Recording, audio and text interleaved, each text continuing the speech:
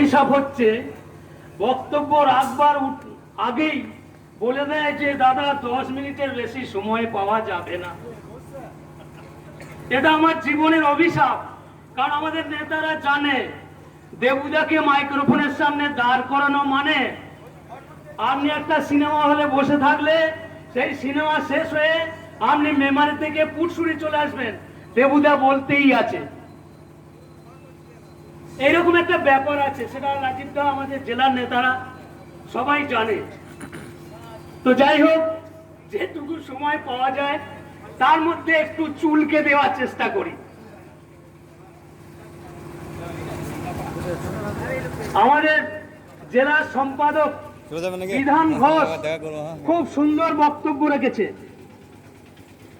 তো আমি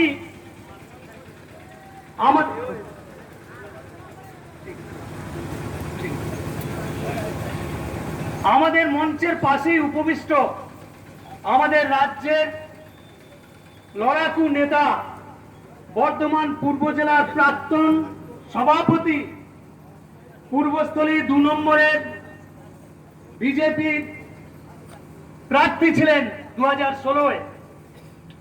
তো সেই রাজীবদার মূল্যবান বক্তব্য আমিও শুনবো, আপনারাও শুনবেন। তাই আমি বেশি সময় নেব না, আপনাদের কাছে কথা দিচ্ছি।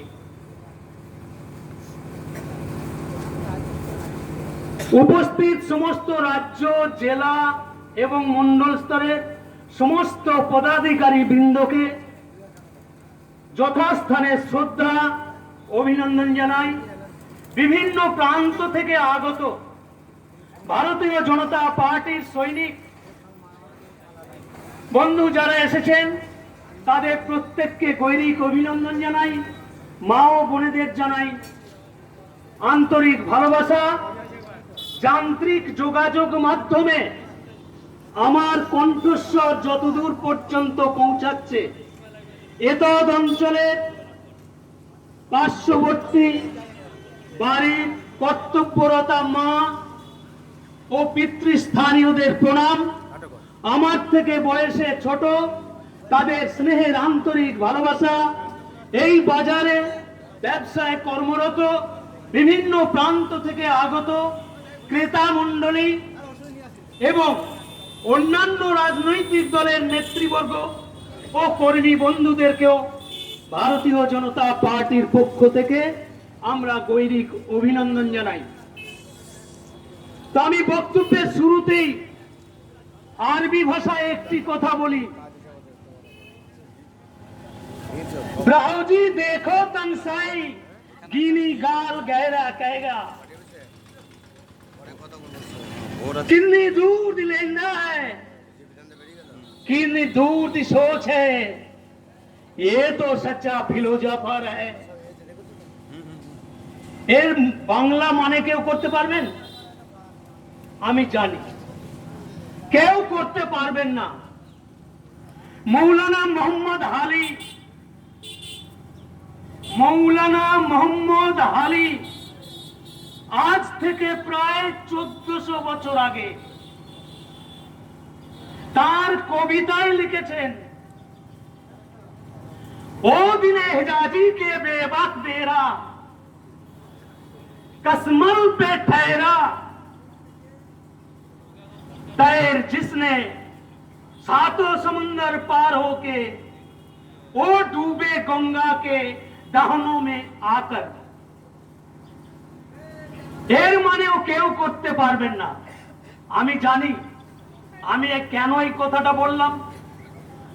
আজকে ধর্ম নিরপেক্ষতার নাম নিয়ে তথাকথিত সুডো সেকুলারিজমে বিশ্বাসী যে সমস্ত রাজনৈতিক দল বিগত 70 বছর ধরে ভারতবর্ষের রাজনীতিতে বিচরণ করছেন, তাদের সেই কটাক্ষের জবাব এইটা দিলাম।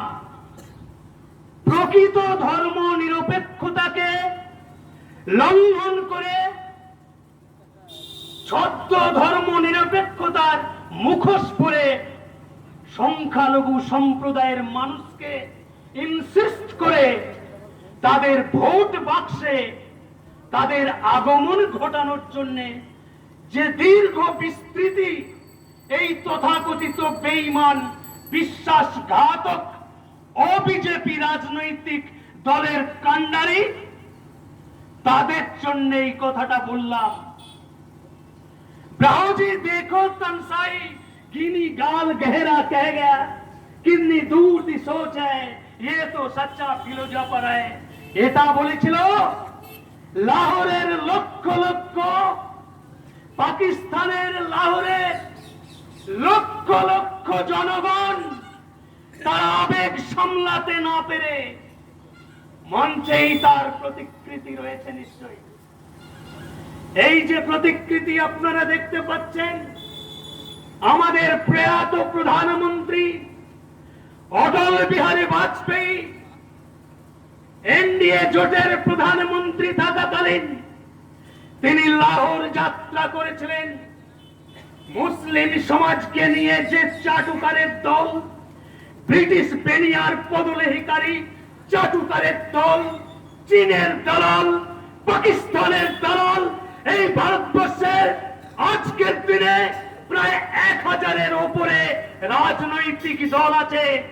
যারা রাজনৈতিক সচেতন ব্যক্তি আছেন, আপনারা নিজের মনিকোটায় লিখে রাখুন, এই 1000 রাজনৈতিক দল দীর্ঘদিন ধরে বিজেপির জন্মলগ্ন থেকে বিজেপির মুন্ডুপাত করে এসেছে। কিন্তু বিজেপির যে আদর্শ, বিজেপির যে দর্শন, বিজেপির যে কর্মধারা, বিজেপি ভারত মাতার প্রতি, সংস্কৃতির প্রতি, পরম্পরার প্রতি, দেশ ও মাতৃকার ঐতিহ্যকে রক্ষা করার জন্য তারা যে শপথ বাক্য পাঠ করে ভারতবর্ষে রাজনীতি করছে, সেই ভারতীয় জনতা পার্টি আজকের দিনে সারা পৃথিবীর শ্রেষ্ঠতম রাজনৈতিক দলের স্বীকৃতি অর্জন করেছে। তাই কোন এপি রাজনৈতিক দলের নেতা ওই তৃণমূল কংগ্রেস আর সিপিএম কংগ্রেস আজকে সাইনি বোর্ডে পরিণত হয়েছে, তাদের চক্রাঙানিকে বিজেপি বালারা ভয় করে না। আমি প্রচন্ড গর্ববোধ করি, আমি প্রচন্ড অহংকার করি, আমি বিজেপি করি বলে। কারণ আমার দলের স্রষ্টা প্রয়াত প্রধানমন্ত্রী অটল বিহারী বাজপেয়ী আজকে যার জন্মদিন আমরা পালন করছি, সেই পণ্ডিত দীনদয়াল উপাধ্যায়, আমাদের প্রধানমন্ত্রী নরেন্দ্র দামোদর দাস মোদী, লাল কৃষ্ণ আদবানী, মুরলী মনোহর যোশী, বিষ্ণুকান্ত শাস্ত্রী, প্রয়াত তপন সিকদার, আজকের দিলীপ ঘোষ, আজকের রাজীব ভৌমিক, এদের বলিষ্ঠ নেতৃত্বের কাছে খড়কুটোর মতো উড়ে যাবে এই তৃণমূলের নেতাদের দুর্নীতি মুক্ত যে রাজনীতি, তাকে সমহারে তার যোগ্য জবাব দেবার জন্য ভারতীয় জনতা পার্টি তৈরি হয়ে আছে। তাই আমি বলতে চাই, আমার পরেও বক্তব্য রাখবে আমার ভাগনা সম্পর্ক সঞ্জীব হাজরা। আপনারা নিশ্চয়ই জানেন পুরসুরের তৃণমূল কংগ্রেসের নেতাদের সব থেকে আলোচনা করছে যে দেবুটা আবার কি জন্য গ্রামে ফিরে এসেছে, এ দেবু গ্রামে কেন ফিরে এসেছে? এ তো বেশ ছিল বিহারে, বেশ ছিল আসামে, ও কেন গ্রামে ফিরে এসেছে? এটা হচ্ছে সিপিএম এর নেতাদের প্রচন্ড গায়ের জ্বালা। আর তৃণমূল কংগ্রেসের তো জ্বালার আর শেষ নেই। ওরা বহু চাল চালছে, বহু নাটক করছে। এই দেবুকে আর সঞ্জীবকে সেই নাটক তাদের পাতা ফাঁদে পা যাতে দিই তার ব্যবস্থা করেছে ইতিমধ্যেই। এই 3 মাসের মধ্যে এরা অনেকগুলো ব্যবস্থা করেছে। আমি সঞ্জীবকে একটা কথাই বলেছি, ভাগনা তোমরা এদেরকে চেনো না, এরা হচ্ছে কালকেউটের বাচ্চা। কালকেউটের বাচ্চা কিরকম জিনিস জানেন? কালকেউটের বাচ্চা হচ্ছে সাহসে কামড়ায় না, কালকেউটের বাচ্চা কামড়ায় ভয়ের জায়গা থেকে। এরা এতটাই ভয় পেয়েছে, এরা ছোলা কলা অনেক নাটক করে আমাদেরকে ফাঁদে ফেলার চেষ্টা করছে। আর আমি সঞ্জীবকে বলেছি, সঞ্জীব মারও খেয়েছে। পঞ্চায়েতে আমাকে কলার ধরে নিয়ে গেছে মারতে মারতে, আমাকে জেলে আটকে রেখেছে, পঞ্চায়েতে লুট করেছে। এরা এতটাই নির্লজ্জ বেহায়া। আমার স্ত্রী বন্দনা চৌধুরী, ওরা জানে, এমনকি বিডিও অফিসের স্টাফেরা পর্যন্ত জানে যে বন্দনা চৌধুরী দেবপ্রসাদ চৌধুরীর স্ত্রীকে পুটশরীর মাটিতে আমরা জীবনে হারাতে পারবো না। তাই বন্দনা চৌধুরীর নমিনেশন ফাইল করবার জন্য আমাকে আসাম থেকে রিমোট কন্ট্রোলের মাধ্যমে বন্দনা চৌধুরীকে আমি অপারেট করেছি। তুমি যাও বিডিও অফিসে, তুমি ইলেকট্রিক বিল জমা দিতে যাচ্ছি বলে যাও, আর পেটে একটা বাচ্চা ছেলেকে কোলে করে নিয়ে যাও।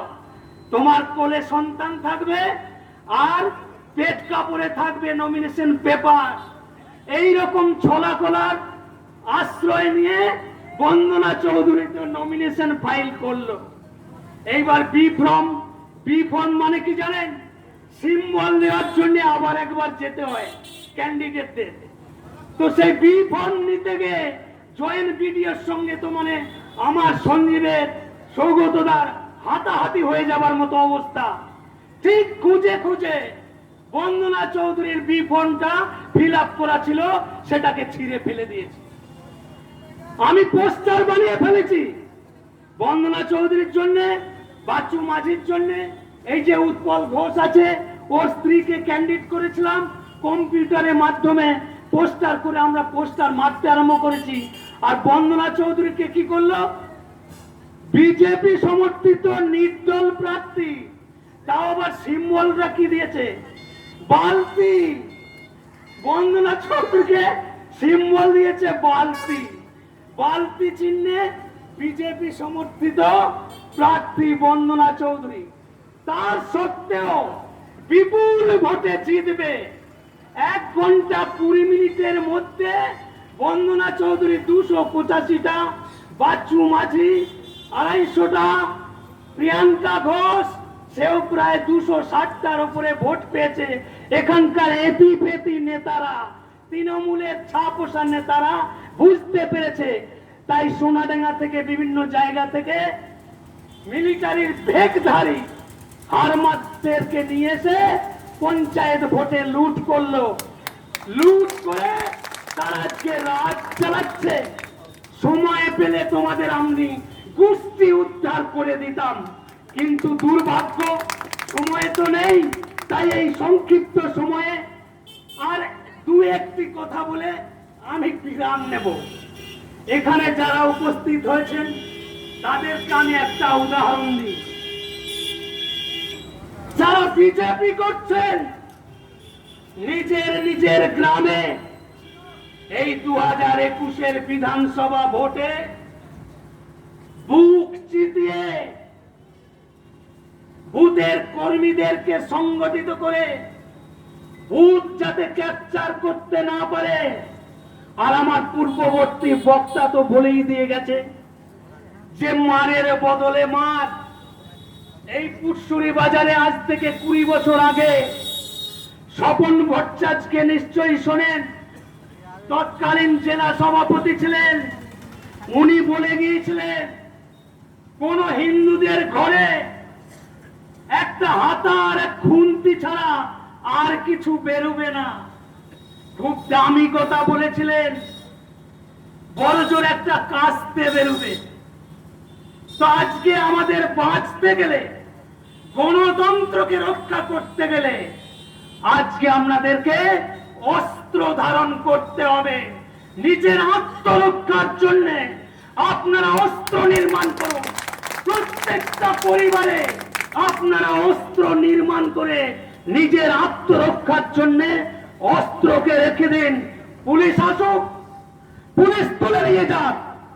পুলিশকে যোগ্য জবাব দেবার ব্যবস্থা আমাদের কেন্দ্রীয় নেতারা আছে, রাজ্যের নেতারা আছে, এবং তাদের যোগ্য জবাব দেবার জন্য আপনাদেরকে প্রতিটি ঘরে ঘরে অস্ত্র নির্মাণ করে আপনার আত্মরক্ষার জন্য আর এই ভোট প্রক্রিয়াকে সঠিকভাবে কার্যকরী করবার জন্য আপনাদেরকে ভোটে অবতীর্ণ হতে হবে। এই বলে সকল শ্রদ্ধেয় বর্গকে শ্রদ্ধা জানিয়ে, আমার সমবয়সীদের গৈরিক অভিনন্দন জানিয়ে সর্বশেষ একটি উদাহরণ দিয়ে আমি শেষ করছি। আপনারা জানেন আমি আসামে ছিলাম। আসামের ঝাটিঙ্গার জঙ্গলে লাখে লাখে এক শ্রেণীর পাখি আছে। সেই পাখিরা আসামের ঝাটিঙ্গার জঙ্গলে মৃত্যুবরণ করবার জন্য প্রতি বছরে লাখে লাখে ঝাঁকে ঝাঁকে আসে। বহু হৃদয়বান ব্যক্তি তাদের ঢিল ছুঁড়ে তারা দিয়ে ফাঁকা আওয়াজ করে তাদের উড়িয়ে দেবার চেষ্টা করে, তারপরেও তারা উড়ে যায় না, কারণ তাদের চারিত্রিক স্বভাব, তারা মরেই আনন্দ পায়।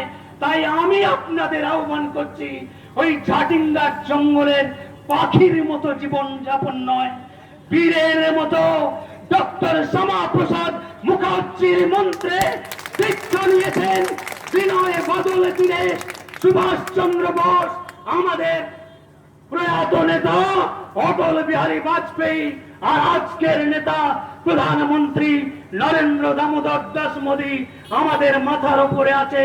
তাই ভয়কে জয় করে আপনারা সামনের দিকে এগিয়ে চলুন। এই বলে আমার বক্তব্য শেষ করছি। বন্দে মাতরম, ভারত মাতা কি জয়।